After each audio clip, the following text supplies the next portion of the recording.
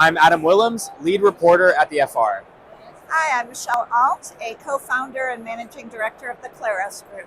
Thank you, Michele, for being here. My pleasure, Adam. So I'm wondering first if you could explain what the Klaros Group does. Sure. So the Klaros Group is an advisory and investment firm focused on the bank Fintech intersection. That's really interesting. So what kind of things fall within that nexus? It's made up of people like me, former regulators, as well as senior executive officers at banks, fintechs, etc.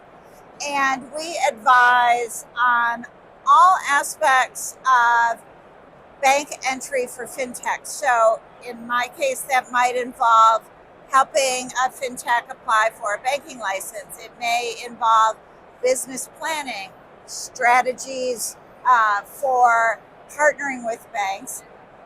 On the other end, we work on building necessary risk and compliance management systems for our fintechs who partner with banks. We work with banks to ensure that their risk and compliance systems are adequate for the risk presented by their fintech partners. And when it all goes wrong, unfortunately, sometimes they're helping our clients work on enforcement action compliance. Okay, interesting. So with that in mind and with your regulatory background in mind, I'm curious what your thoughts are on sort of the recent BaaS enforcement action. Yeah, well, no one watching the space could miss that the regulators have certainly woken up to banking as a service. And I think there are really three lessons from the recent enforcement actions in that space. One is the focus of the regulators on the role of the board. The board holds ultimate responsibility for oversight of the risks at the bank. Now, they're not supposed to be the managers, but they are responsible for overseeing that risk in the bank. And they need to have adequate board governance in place to prove to the regulators that they are on top of things. For a lot of BaaS bank providers, they are small banks and don't typically have, for example, risk committees. The regulators are making it very clear risk committee is appropriate if you are a bank engaged in banking as a service. The second and most important lesson that I think people are really aware of now is that the banks own compliance risk. They can't outsource that to the fintech partners. And three, that it's crucial for the banks to have adequate controls at the front end, at the due diligence point with their partners. Do your homework. Be able to show to the regulators that you have thoroughly vetted that third party to the bank.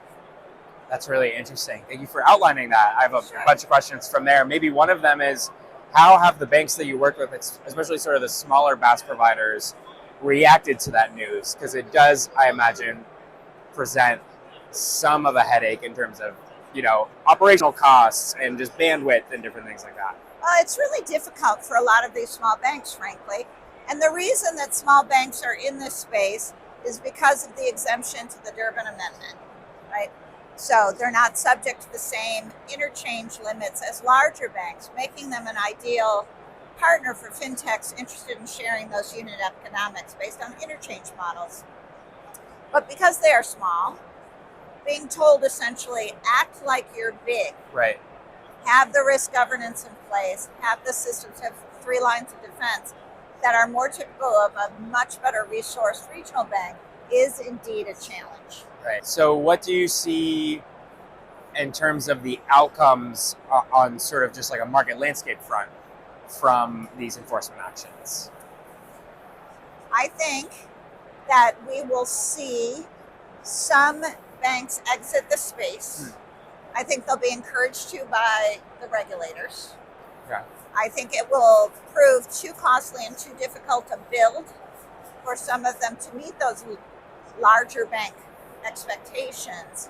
I think that on the other hand, the bank BaaS providers that have first-in-class risk and compliance systems will have a distinct competitive advantage because the fintechs looking for a bank partner will feel less at risk to their own business. Right. They won't be forced out. They have a bank that meets regulatory requirements. So I think we're increasingly just going to see who are the winners and who are, unfortunately, the losers in the space. Right. And how quickly do you think we'll sort of see that manifest? I think things are already starting to go in that direction. Sure. Enforcement tends to be a slow process. Right now, we're seeing perhaps as many as 50% of the banks in the space, and the count is imprecise, but approximately 150 banks are involved in banking as a service. Approximately half are facing enforcement actions. That's pretty significant. Now, rarely does an enforcement action involve a complete cease and desist. Right. So there are requirements to comply with. They're given some runway to comply. So I think we're just going to see this shake out in the next year or two as that process winds its way through. That makes sense. My last question is whether there are any questions I haven't asked that you feel like I should have. Well, maybe what you should be asking everybody is what they expect or are concerned about with the potential change in the administration in the bank regulatory environment. And I think we will see potentially good and bad from the perspective of both banks and fintechs. On the good, I think it's likely that a more business-friendly environment would be coming. That's typical of a Republican administration. On the negative side, upheaval at the agencies is never a positive. Mm-hmm. It can take a while. There are growing pains.